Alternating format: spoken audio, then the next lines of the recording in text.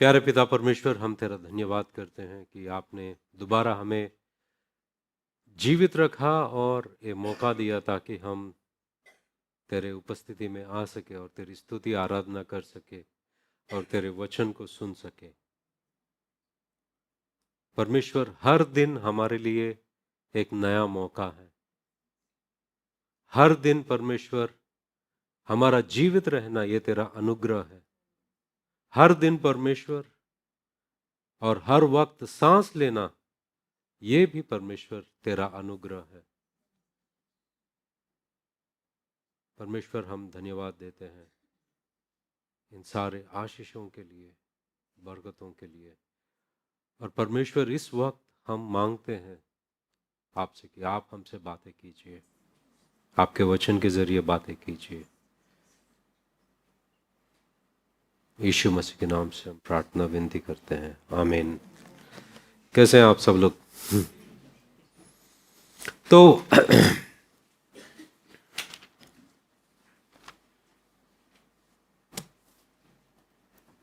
तीन लोग बहस कर रहे थे। एक अमेरिका से था, एक यूके से था और एक इंडिया से था। और ये तीनों लोग भी पासबान थे और वो बहस कर रहे थे कि परमेश्वर को किस तरह से देना चाहिए, परमेश्वर को भेंट किस तरह से देनी चाहिए। तो अमेरिका वाला ने कहा कि हम एक लकीर खींचते हैं और पीछे चलते हैं और पैसा सब फेंकते हैं। लकीर के उस तरफ गिरा वो परमेश्वर का है, लकीर के इस तरफ जो गिरा है वो हमारा है। तो यूके का जो बंदा है उसने कहा कि ये तो चीटिंग हो गया। कैसे? जानबूझ के आप धीरे से फेंकोगे तो लकीर के सब इधर गिरेंगे। आप लोग सब ऐसा नहीं करते, हम उल्टा करते हैं। हम लकीर खींच के उसके पीछे मुड़कर हम 10 कदम आगे चलते हैं और पैसा पीछे फेंकते हैं। हमको पता नहीं चलता है ना। तो अच्छा, अब इंडिया वाला बोला है कि तुम दोनों गलत हो, तुम दोनों गलत हो।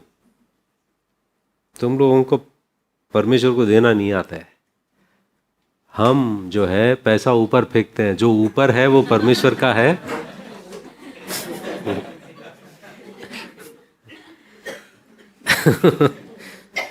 ऑलराइट। तो हम लोग मत्ती का सुसमाचार 25वां अध्याय, मत्ती का सुसमाचार 25 अध्याय में जब हम देखते हैं, 25 अध्याय में दो दृष्टांतों को दिया गया है। और ये दो दृष्टांतों को जब हम पढ़ते हैं हमें बहुत कुछ समझ में आता है। वहां पर लिखा है कि तब स्वर्ग का राज्य उन 10 कुंवारियों के समान होगा जो अपनी मशालें लेकर दूल्हे से भेंट करने को निकली। उनमें 5 मूर्ख और 5 समझदार थी। कितने लोग थे ये कुंवारियां? उसमें से 5 और 5 आप कौन हो? मूर्खों ने अपनी मशालें तो ली परंतु अपने साथ तेल नहीं लिया, क्योंकि ये लोग तेल नहीं लिया है, इनको मूर्ख कहा गया है। तेल से क्या होता है? उनकी मशालें जो है लंबी समय तक जलती रहेंगी और दूल्हा भले ही कितनी देर में आए उनके पास रोशनी रहेगा ताकि दूल्हा इनकी सूरत देखे। राइट? मशाल का वही मतलब हुआ ना, मशाल पकड़ते ताकि देख सकते हैं।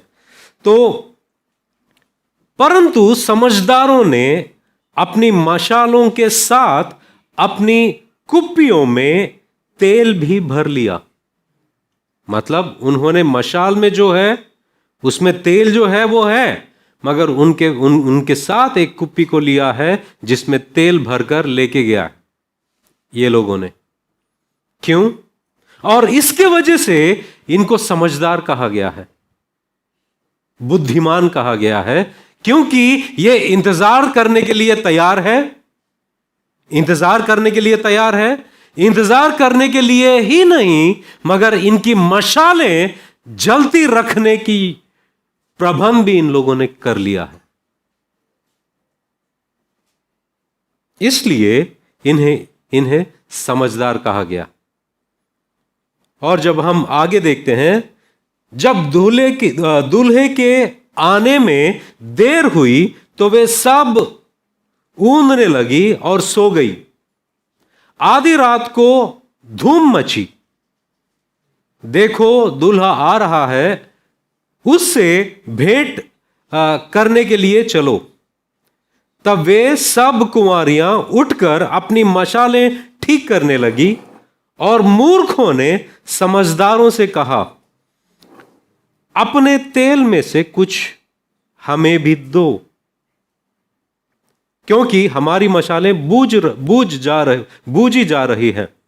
परंतु समझदारों ने उत्तर दिया, कदाचित यह हमारे और तुम्हारे लिए पूरा ना हो।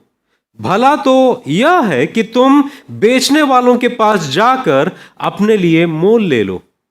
जब वे मोल लेने को जा रही थी तो दूल्हा आ पहुंचा, और जो तैयार थी वे उसके साथ विवाह के घर में चली गई, और द्वार बंद किया गया।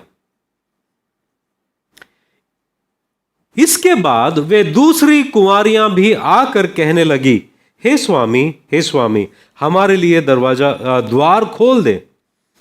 उसने उत्तर दिया, मैं तुमसे सच कहता हूं, मैं तुम्हें नहीं जानता। इसलिए जागते रहो। क्या?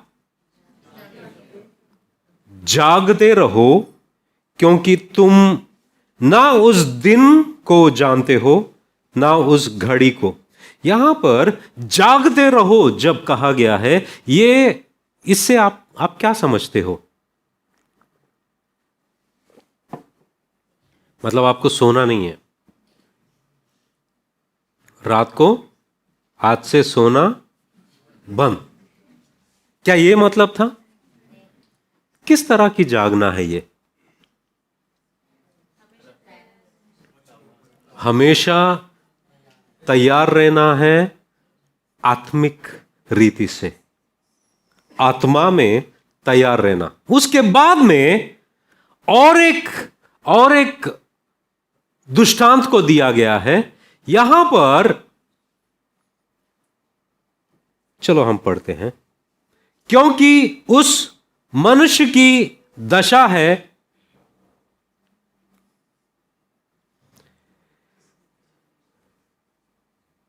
क्योंकि यह उस मनुष्य की सी दशा है जिसने परदेश जाते समय, आप एक बात को नोट किया है, 13 और 14 वचन के बीच में ऐसा दिखता है कि कोई ब्रेक नहीं है। मतलब यीशु मसीह बोलते बोलते आखिरी वो जो 13 वचन है वहां पर एक बात को कहा और कंटिन्यू कर रहे हैं। मतलब उनका दृष्टांत देना जो है वो खत्म नहीं हुआ है। तो यहां पर जब हम देखते हैं 14 वचन में, क्योंकि यह उस मनुष्य की दशा है जिसने परदेश जाते समय अपने दासों को बुलाकर अपनी संपत्ति उनको सौंप दी। उसने एक को 5 तोड़े, दूसरे को 2 और तीसरे को 1, अर्थात हर एक को उसकी सामर्थ्य के अनुसार दिया। हर एक को किसके अनुसार दिया? किसके सामर्थ्य के अनुसार? मतलब ये जो व्यक्ति है वो हर एक की सामर्थ्य पहचानता है, हर एक को कितना अक्ल है वो जानता है, और उनके सामर्थ्य के अनुसार इन्होंने उनको तोड़े दी, और तब परदेश चला गया। वचन 16, तब जिसको 5 तोड़े मिले थे उसने तुरंत जाकर उनसे लेन देन किया और 5 तोड़े और कमाए। मतलब जिसको 5 तोड़े मिले उसने क्या किया? और 5 तोड़े कमाई। अच्छा है कि नहीं? 100% इंक्रीज, राइट? 100% उन्होंने बढ़ाया। नेक्स्ट, इसी रीति से जिसको 2 मिले थे उसने भी 2 और कमाए। इसको 2 ही दिया है मगर फिर भी इसने डबल किया, मतलब 100% इंक्रीज किया। परंतु जिसको 1 मिला था उसने जाकर मिट्टी खोदी और अपने स्वामी के रुपए छिपा दिया। बहुत दिनों के बाद उन दासों का स्वामी आकर उनसे लेखा लेने लगा। जिसको 5 तोड़े मिले थे उसने 5 तोड़े और लाकर कहा, हे स्वामी, तूने मुझे 5 तोड़े सौंपे थे, देख मैंने 5 तोड़े और कमाई है। उसके स्वामी ने उससे कहा, धन्य है अच्छे और विश्वास योग्य दास, तू थोड़े में विश्वास योग्य रहा, मैं तुझे बहुत वस्तुओं का अधिकारी बनाऊंगा, अपने स्वामी के आनंद में सहभागी हो। 22वां वचन, और जिसको 2 तोड़े मिले थे उसने भी आकर कहा, हे स्वामी, तूने मुझे 2 तोड़े सौंपे थे, देख मैंने 2 तोड़े और कमाए। 23, उसके स्वामी ने उससे कहा, धन्य है अच्छे और विश्वास योग्य दास, तू थोड़े में विश्वास योग्य रहा, मैं तुझे बहुत वस्तुओं का अधिकारी बनाऊंगा, अपने स्वामी के आनंद में सहभागी हो। 24 वचन, तब जिसको 1 तोड़ा मिला था उसने आकर कहा, हे स्वामी, मैं तुझे जानता था कि तू कठोर मनुष्य है, तू जहां कहीं नहीं बोता वहां काटता है और जहां नहीं छींटता वहां से बटोरता है। इसलिए मैं डर गया और जाकर तेरा तोड़ा मिट्टी में छिपा दिया। देख जो तेरा है वो यह है।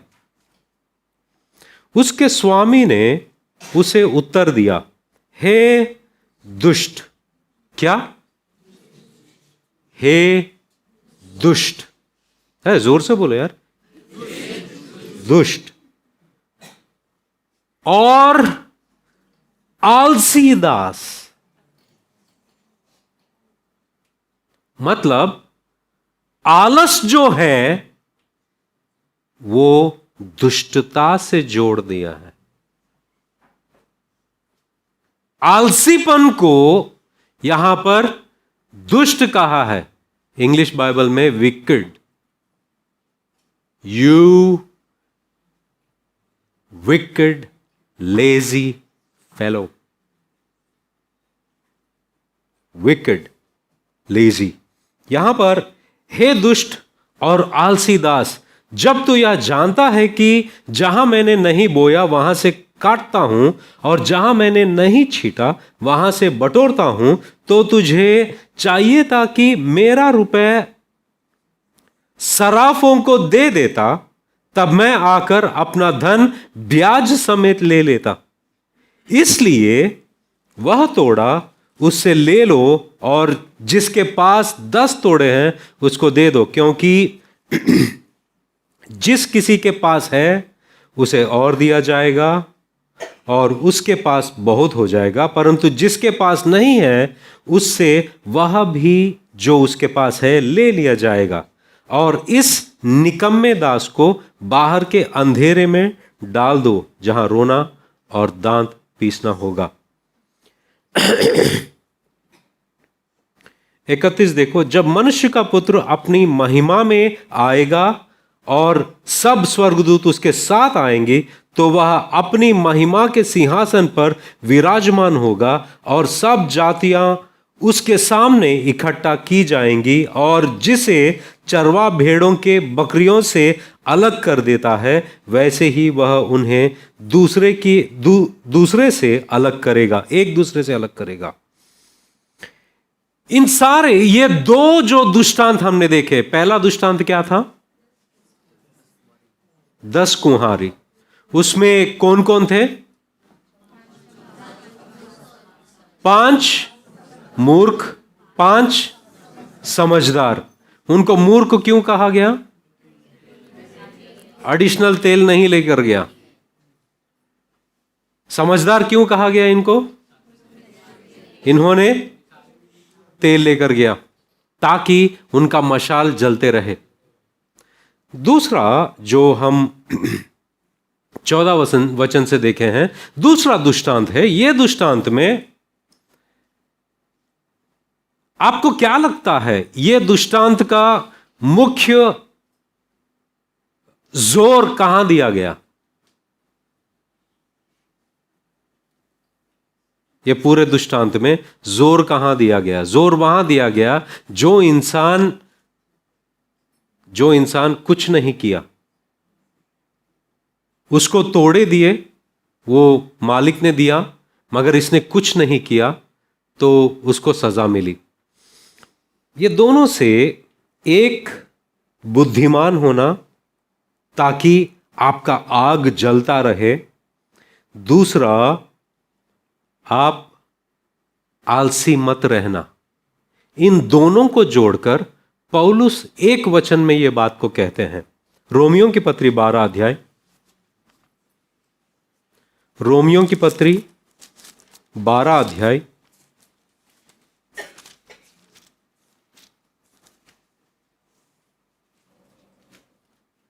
11 वचन।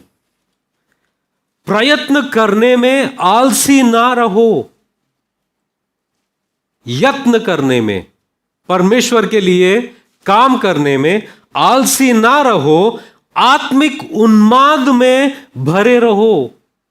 मतलब आपका जो आत्मिक दिया जो है, मशाल जो है, वो जलते रहने दो, आलसी मत बनो। यहां पर दोनों दृष्टांतों में जो सारांश है ये एक वचन में हमें दिखाई देता है।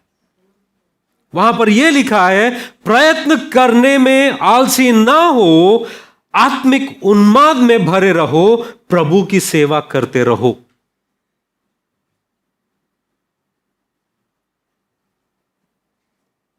आज के जमाने में एक बात मैं बताना चाहूंगा कि परमेश्वर कमजोर इंसान को इस्तेमाल कर सकता है, मगर आलसी इंसान को कभी नहीं।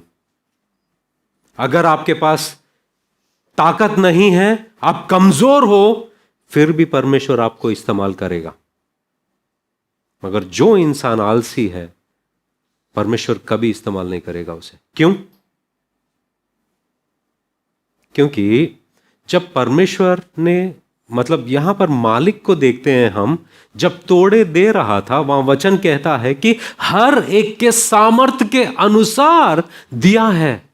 हर एक के सामर्थ्य के अनुसार दिया है। परमेश्वर जानता है एक इंसान की स्थिति क्या है, परमेश्वर जानता है उसके अंदर कितनी क्षमता है, परमेश्वर जानता है कि वो कर सकता है। इसलिए परमेश्वर ने उसे उसके सामर्थ्य के अनुसार परमेश्वर ने उसे तोड़े दी, मगर ये इंसान आलसी बना। कितने लोग आलसी हैं यहां?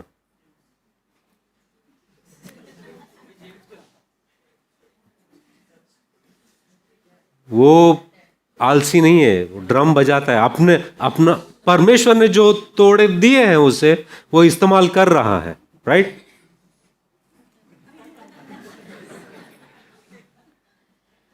आई एम डिफेंडिंग जेम्स, उसका लॉयर हूं मैं।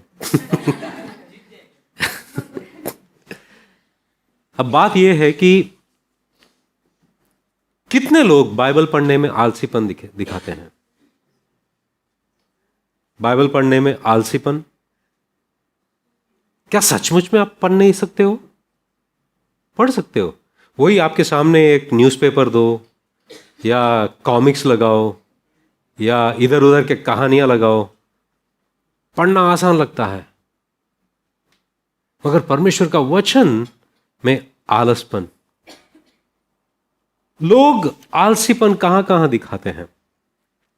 सुसमाचार प्रचार कर सकते हो मगर करते नहीं, बाइबल पढ़ सकते हो मगर पढ़ोगे नहीं, परमेश्वर की इच्छा पूरी कर सकते हो मगर करोगे नहीं, चर्च आ सकते हो मगर आओगे नहीं। Are you understanding? परमेश्वर क्या कह रहा है कि मैं सब कुछ, मैं कमजोर इंसान को इस्तेमाल कर सकता हूं मगर आलसी इंसान को नहीं।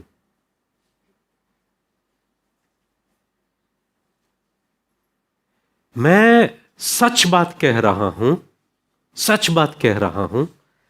जब मैं 17 साल की उम्र में यीशु मसीह को स्वीकार किया और तब से सेवकाई करने लगा, 20 किलोमीटर साइकिल पे बारिश में भीगते भीगते 20 किलोमीटर जाकर वहां दोनों लोगों को मशाल के रोशनी में बाइबल स्टडी लेकर फिर रात को चांद के रोशनी से रोड देखते हुए साइकिल चलाते घर आया।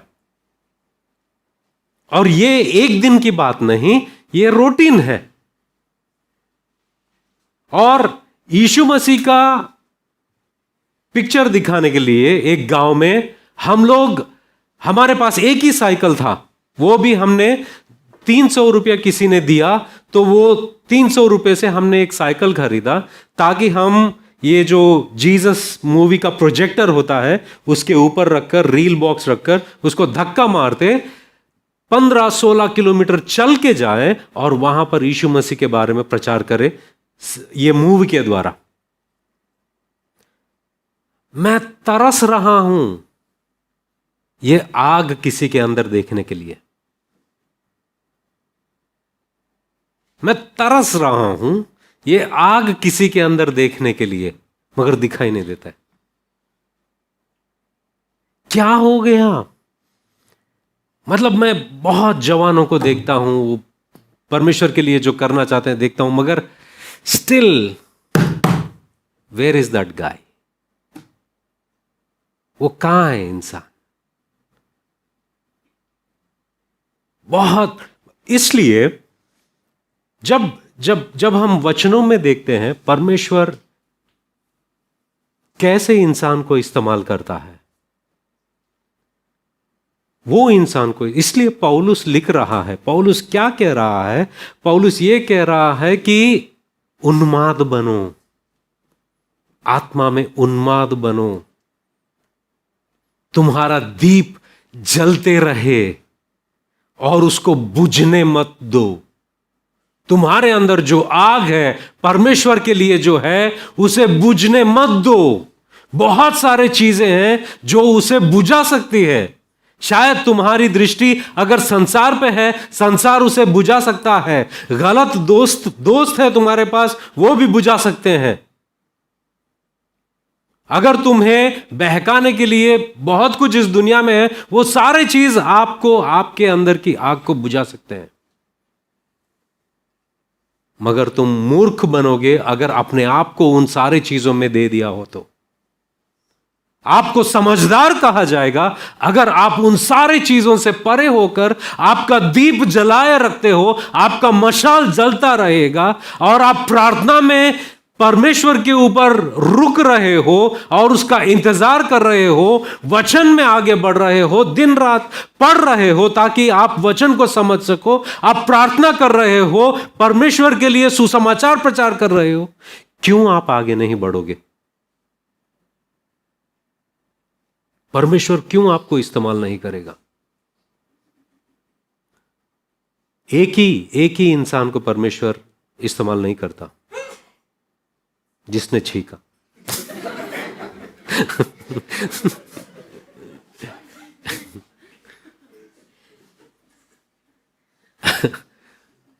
एक ही इंसान को परमेश्वर इस्तेमाल नहीं करेगा, जो आलसी है। जो आलसी है वो इंसान, मतलब उसके अंदर तोड़े हैं, उसके अंदर जो परमेश्वर ने दिए हुए सब कुछ गुण और लक्षण, वो सब चीजें हैं, परमेश्वर ने दिया है बहुत कुछ। अगर करना चाहते हो बहुत कुछ काम है।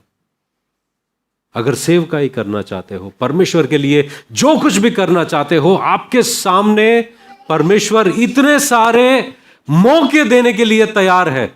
जैसे कि मैं प्रार्थना में यह कह रहा था कि हर दिन अगर आप जिंदा हो तो परमेश्वर ने आपको और एक दिन का मौका दिया। अगर अभी भी सांस ले रहे हो, परमेश्वर ने आपको मौका दिया है। मगर एक ही रुकावट है, तुम खुद। आप खुद वो रुकावट हो। क्योंकि यहां पर देखो, परमेश्वर ये जो व्यक्ति जानता है, वो जानता है कि इसके अंदर सामर्थ है या नहीं। कितने लोगों के पास कोई ना कोई परमेश्वर से दिया गया एक अनोखी बात है जो दूसरे में नहीं, आपके अंदर है। जिस क्षेत्र में आप काम करते हो, जहां पर आप हो, जहां पर आप जी रहे हो, जहां पर रह रहे हो, उन सारे जगहों पर परमेश्वर आपको इस्तेमाल कर सकता है। पौलुस क्या कहता है, हम दोबारा पढ़ते हैं, रोमा की पत्री 12 अध्याय 11 वचन।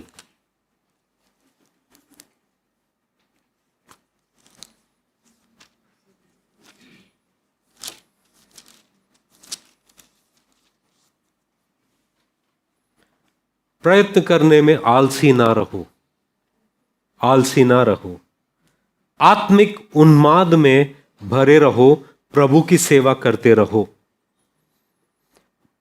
इसी के ऊपर बात करते हुए लूका का सुसमाचार 12 अध्याय, यीशु मसीह कुछ कहते हैं। लूका का सुसमाचार 12 35वां वचन से जब हम देखते हैं, यहां पर यह लिखा है कि तुम्हारी कमरें बांधी रहे और तुम्हारे दिए जलते रहे। कमर कब बांधते हो? कितने लोग खेत में काम की, जब खेत में काम करते हैं, अगर आपको वजन उठाना हो, पहला चीज क्या करते हो? आप कमर बांधते हो। कमर बांधते हो ताकि जब आपका पेट टाइट होता है, आपको उठाने के लिए आसान पड़ेगा। आप कितना भी उठा सकते हो। कमर बांध लो, ये आपकी तैयारी की निशान है। और परमेश्वर कहते हैं कि आपका, क्या कहता है परमेश्वर?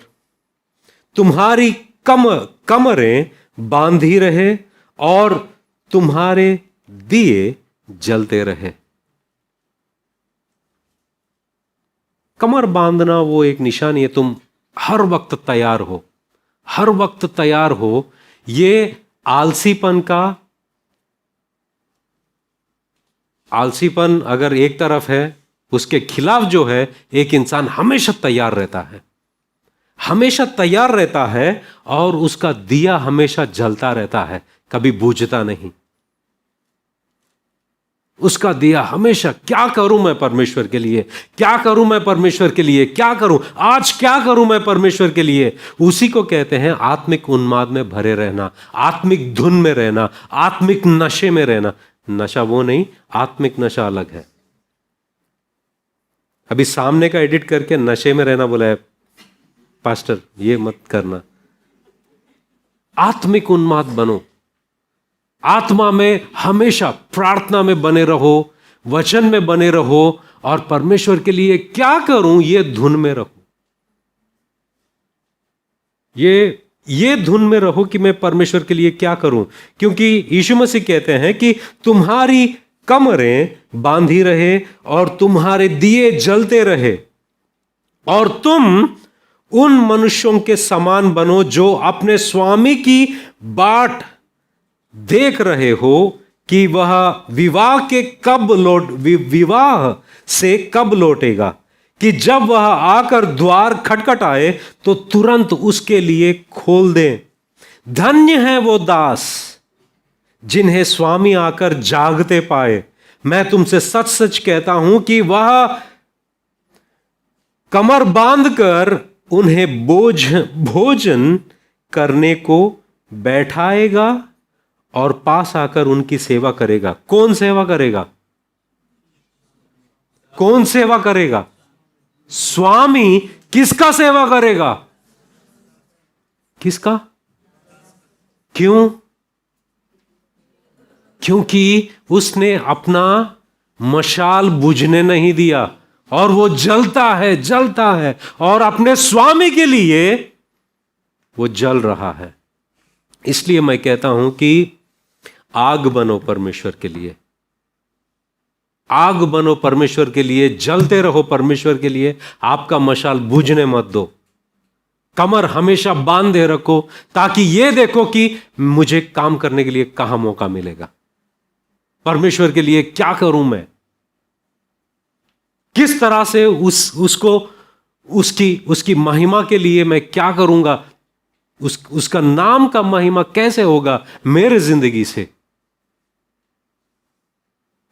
ऐसे ही इंसान के बारे में यहां पर लिखा है कि परमेश्वर जब खुद आएगा, देखेगा कि वो जाग रहा है और परमेश्वर के लिए रुका है, परमेश्वर कहेगा तू आजा बैठ, और उसकी सेवा कर रहा है, उसकी सेवा।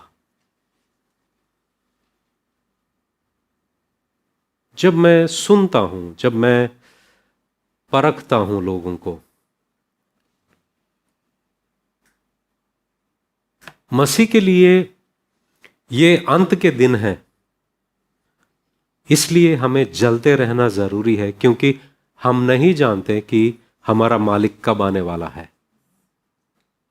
पहला रीजन क्या है क्यों हमें जलते रहना है और आत्मिक उन्माद से भरे रहना है? पहला, आलसी इंसान को परमेश्वर इस्तेमाल नहीं करता। किसको इस्तेमाल नहीं करता?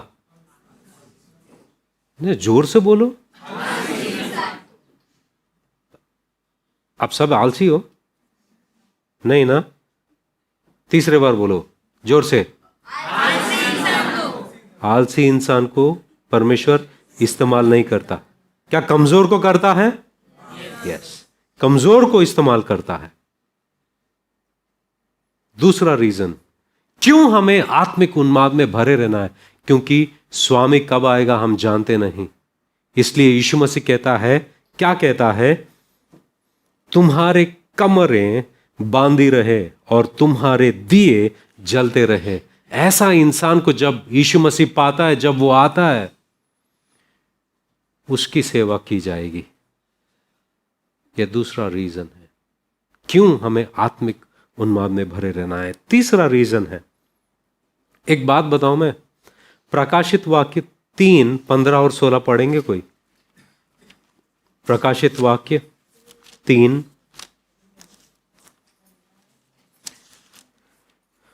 प्रकाशित वाक्य 3 अध्याय।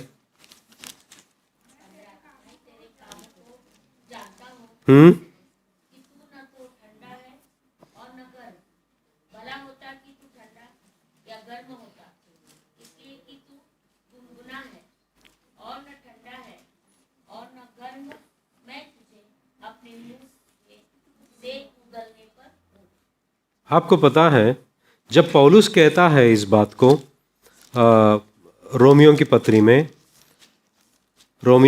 में 12 अध्याय में, जब पौलुस कहता है 11 वचन में कि प्रयत्न करने में आलसी ना रहो, आत्मिक उन्माद में भरे रहो। इसका मतलब क्या है पता है?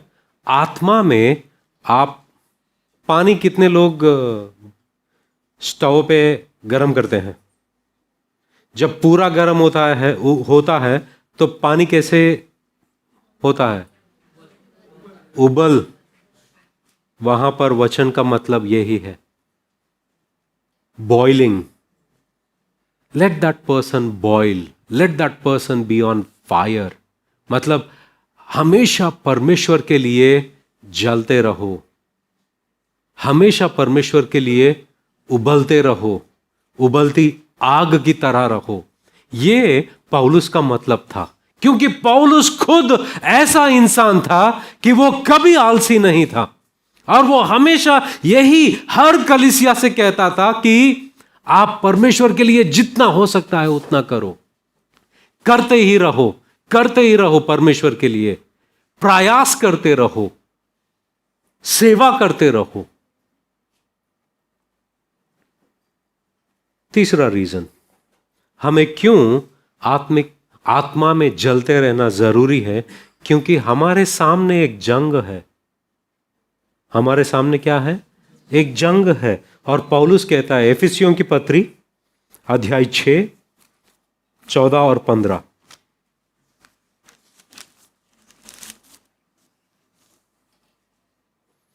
यहां पर लिखा है कि इसलिए सत्य से अपनी कमर कसकर, पिछले वचन में हमने यीशु मसीह कहते हुए सुना है क्या? कमर कस के बांधो। इसलिए सत्य से अपनी कमर कसकर और धार्मिकता की झीलम पहनकर और पांव में मेल के सुसमाचार की तैयारी के जूते पहनकर और इन सब के साथ विश्वास की ढाल लेकर स्थिर रहो। पौलुस कहता है जब ये बातों को हम देखते हैं कि इसलिए कि कमर कस कर बांधो, झीलम पहनकर और पांवों में मेल के सुसमाचार की तैयारी, हमेशा तैयार रहो, हमेशा तैयार रहो, कमर बांधो और स्थिर रहो, सब कुछ पहने तैयार रहो, क्योंकि हमारा मशाल ना बुझे और हम हमेशा तैयार रहे, क्योंकि हमारे सामने एक जंग है और वो जंग लड़ने के लिए बुलाए गए हैं। वो हर दिन की जंग है। इसलिए हमें आत्मा में भरे हुए रहना, आत्मा में उन्माद बने रहना जरूरी है। पहला पत्रस 5:8, पहला पत्रस 5:8, वहां पर यह लिखा है कि सचेत हो और जागते रहो। क्या करो? सचेत हो और जागते रहो। आलसी मत बनो, आलसी मत बनो, जागते रहो, तैयार रहो, क्योंकि तुम्हारा विरोधी शैतान गरजने वाले सिंह के समान इस खोज में रहता है कि किसको फाड़ खाए। जैसे कि मैं कह रहा हूं कि क्यों हमारे अंदर वो आग जलती रही और परमेश्वर के लिए हम जलते रहे, क्योंकि एक ऐसे इंसान को परमेश्वर इस्तेमाल करता है। दूसरा क्या है? वो आने वाला है और इस स्थिति में हमें देखना चाहता है। 3, हमारे सामने जंग है और वो आत्मिक लड़ाई, और वो इंसान जीतेगा जो जलते रहेगा परमेश्वर के लिए। इसलिए पौलुस कहता है कि तैयार रहो, जागे रहो। पतरस कहता है जागे रहो, तैयार रहो। और क्यों हमें रहना है? पहला थिस्सलुनीयों की पत्री 5वां अध्याय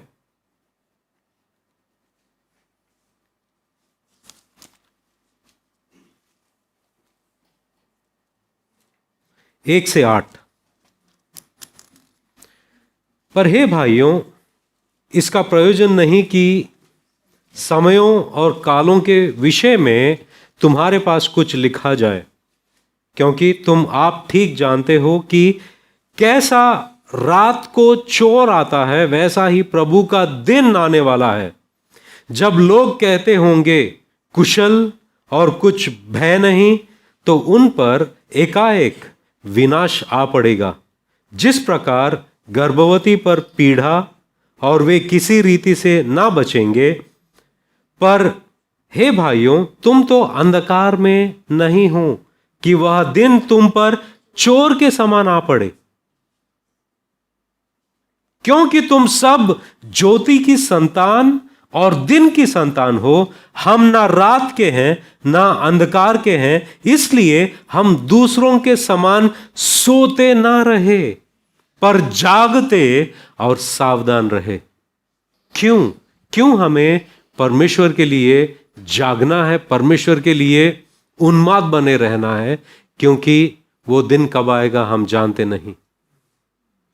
और वो दिन, वो इंसान जो परमेश्वर की सेवा में हमेशा तैयार रहता है और परमेश्वर के लिए हमेशा जलते रहता है, उसको वो दिन कभी आश्चर्यजनक नहीं रहेगा। मतलब उसको कभी भी सरप्राइज नहीं करेगा, क्योंकि वो हमेशा तैयार है। वो लड़ने के लिए तैयार है, परमेश्वर की सेवा करने के लिए तैयार है। उसके अंदर आलसीपन नहीं, वो सोता नहीं, मगर हमेशा आत्मा में जागता रहता है। ऐसा इंसान जब परमेश्वर पाता है, वचन कहता है कि परमेश्वर खुद उसका सेवा करता है, उसको बिठाता है, उसको खिलाता है।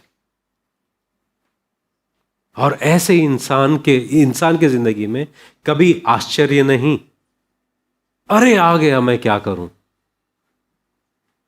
वो घबराएगा नहीं, वो डरेगा नहीं, क्योंकि वो जानता है वो हमेशा परमेश्वर के लिए तैयार है। मैं सवाल पूछना चाहता हूं कि कितने लोगों की जिंदगी में आलसीपन के वजह से बढ़ोतरी नहीं हो रही है?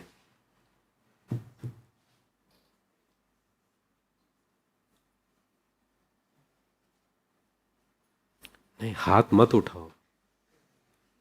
मैं ये सवाल इसलिए पूछा ताकि आप खुद ये सवाल अपने आप से करोगे। आलसीपन के वजह से, आत्मिक आलसीपन में शारीरिक आलसीपन होता है जो आत्मिक चीजों को पूरा करने नहीं देता है, जिसके वजह से आपकी आत्मिक उन्नति नहीं हो रही है। आप जहां के वहां ही हो।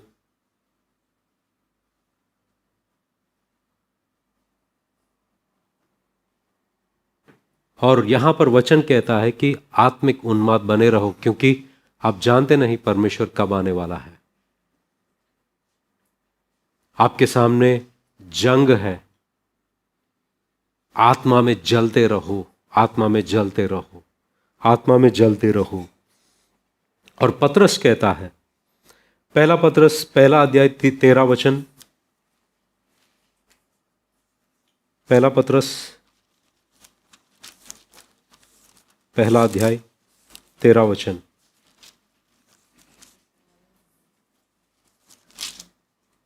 इस कारण अपनी अपनी बुद्धि की कमर बांधकर और सचेत रहकर उस अनुग्रह की पूरी आशा रखो जो यीशु मसीह के प्रकट होने के समय तुम्हें मिलने वाला है। Therefore, preparing your minds for action and being sober minded। मतलब हमेशा तैयार रहो, हमेशा तैयार रहो, क्योंकि आपको आशा दी गई है, और परमेश्वर जिस दिन आएगा उस दिन उसका आपको मिलने वाला है। इस कारण अपनी अपनी बुद्धि की कमर बांधकर और सचेत रहकर उस अनुग्रह की पूरी आशा रखो जो यीशु मसीह के प्रकट होने के समय तुम्हें मिलने वाला है। क्यों हमें जलते रहना है? क्योंकि परमेश्वर आने वाला है, वो कभी भी आ सकता है। और जिस दिन आएगा, जिसकी हम आशा रख रहे हैं, वो सब हमें मिलने वाला है। जो सोता है वो उस दिन में खड़ा नहीं हो सकेगा। और एक वचन हम देखते हैं, एफिसियों की पत्री 5वां अध्याय, हमने अभी देखा है।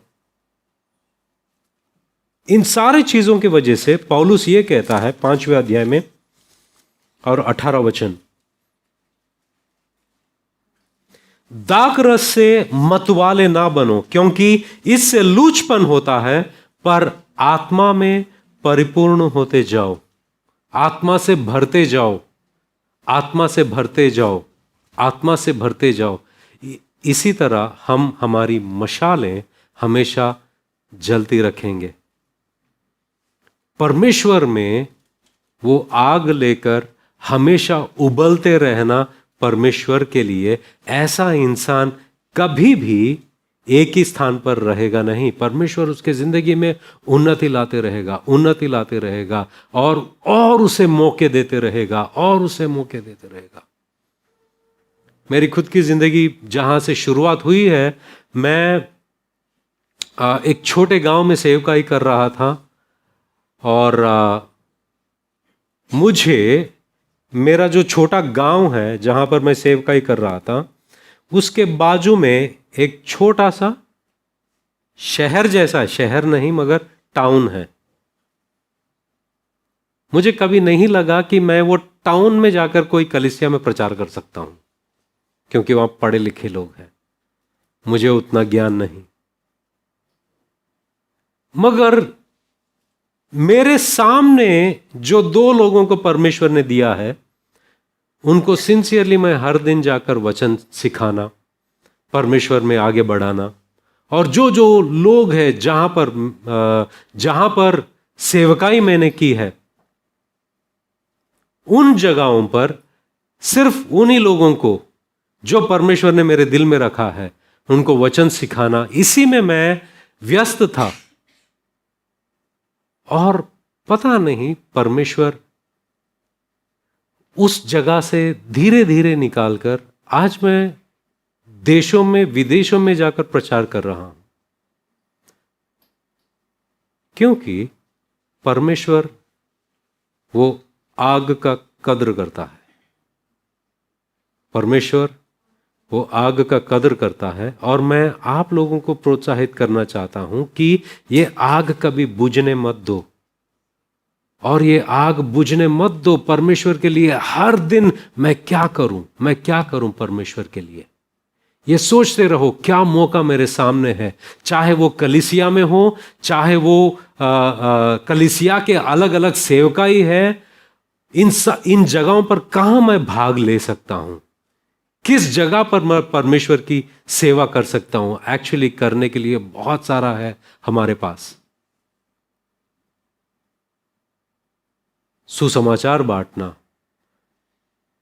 लोगों को बताना यीशु मसीह के बारे में, अलग अलग क्षेत्रों में, नए नए जगहों में जाकर सेवकाई शुरुआत करना है, बहुत कुछ है करने के लिए। इसलिए यीशु मसीह कहता है कि आपका कमरे बांधे रहो, हमेशा तैयार रहो। इंग्लिश में अच्छा है, गेट रेडी फॉर एक्शन। यीशु मसीह कहते हैं be ready for action, always be ready for action.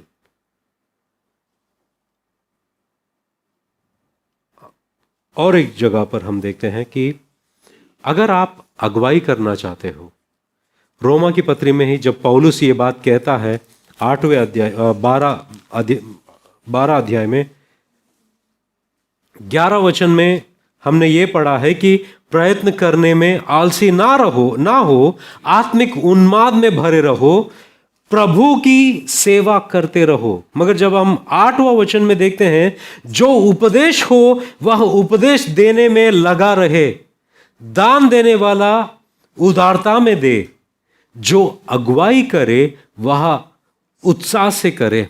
यहां पर वही शब्द का इस्तेमाल किया गया है, zeal. Let him do things with zeal. आत्मिक उन्माद में वो अगुवाई करते रहे, वो आत्मा को बुझने ना दे। अंत में पहला पत्रस 4 अध्याय 11 वचन,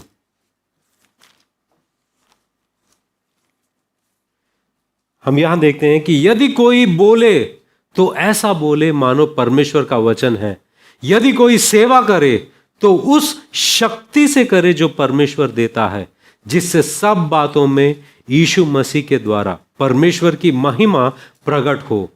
महिमा और साम्राज्य युगानुयुग उसी का है, आमीन। परमेश्वर के लिए जलते रहने के लिए क्या करना है? जलते रहना, इसका मतलब क्या है? मतलब वो इंसान हमेशा अपनी सोच में वो हमेशा तैयार रहता है, अपनी बुद्धि में वो हमेशा तैयार रहता है कि मैं परमेश्वर के लिए क्या करूं, परमेश्वर के लिए आज क्या करूं, परमेश्वर के लिए मैं आज इस वक्त क्या करूं। वो हमेशा तैयारी में रहता है। दूसरी बात, वो हमेशा प्रार्थना में रुका हुआ रहता है और प्रार्थना करते रहता है कि परमेश्वर तू राह दिखा कि मैं क्या करूं तुम्हारे लिए। वो अपनी आत्मिक स्थिति को कमजोर होने नहीं देगा, वो वचन में स्थिर रहेगा, वचन में बढ़ते रहेगा, प्रार्थना में बढ़ते रहेगा। ये सब जो है वो आत्मिक निशान है जो इंसान परमेश्वर के लिए जलता है। ये सब हमारे अंदर निशान है। और परमेश्वर चाहता है कि हम हमेशा इस तरह रहे। जब शिष्य जो गेत्सेमनी बगीचे में होते, उनसे कहता है कि आप जाग नहीं सकते हो, थोड़ी देर प्रार्थना नहीं कर सकते हो? आलसीपन।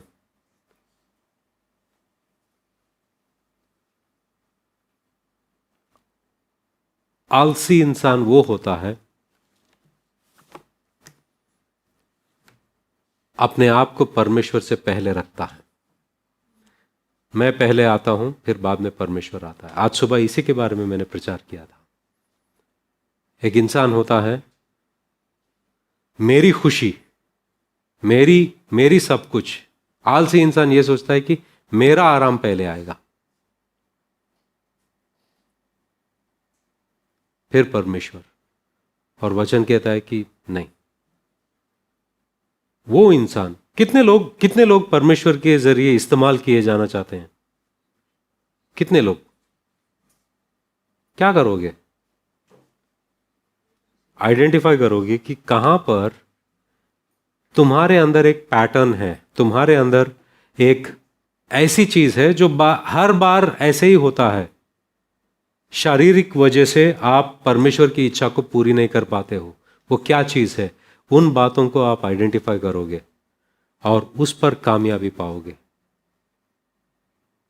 अगर बाइबल पढ़ने के लिए आपका शरीर मंजूर नहीं है, शरीर को मारोगे ताकि आप बाइबल पढ़ सको।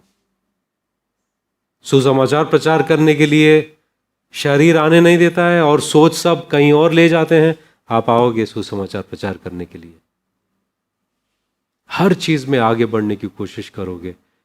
किस क्षेत्र में आप परमेश्वर के लिए क्या कर सकते हो, यह प्रार्थना में आप मांगते रहोगे। आपका मशाल जलते रखो। प्रार्थना करते हैं।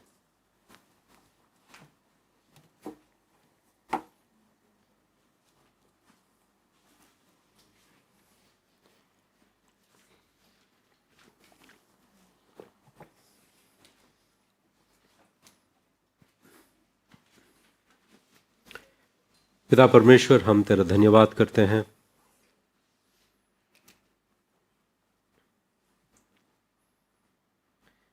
तेरा वचन कहता है कि यत्न करने में आलसी ना बनो,